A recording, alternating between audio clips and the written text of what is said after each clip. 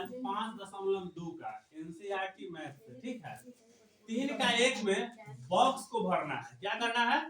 Box को भरना है।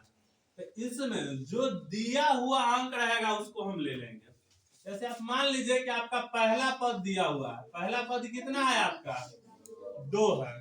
पहला पद आपको 2 है और सारवंतर आपको पता नहीं है। तो इस टाइप के क्वेश्चन को बनाने के लिए थोड़ा सा कुछ मान लेते हैं। जैसे मान लेते हैं कि माना पहला पद ए होता है। माना पहला पद ए और सारवंतर या पदांतर, कहीं कहीं आपको पदांतर भी रहेगा, कहीं कहीं ज्यादा सारवंतर ही होता है। तो पदांतर या सारवंतर उसको हम क्या मान लिए? डी, ठीक है।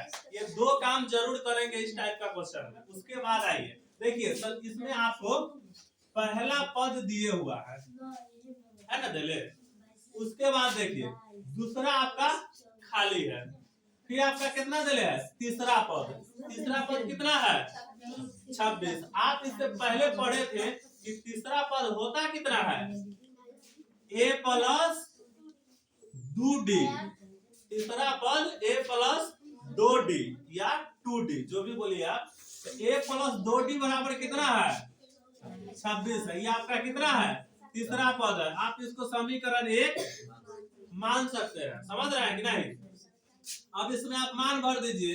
ए में अगर आप मान रख देते हैं ए का, कि ए बराबर, तो कितना होगा? ए का मान 2 प्लस 2d बराबर 26।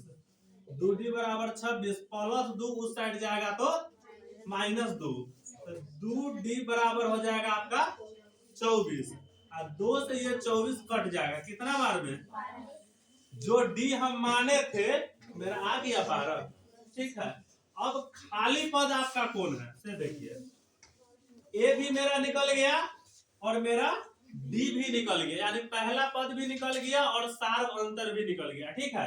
तो हमको दूसरा पद खाली है। बॉक्स जो है वो कैमा पद है, गिनिए का 1 2 3। खाली मेरा कितना है?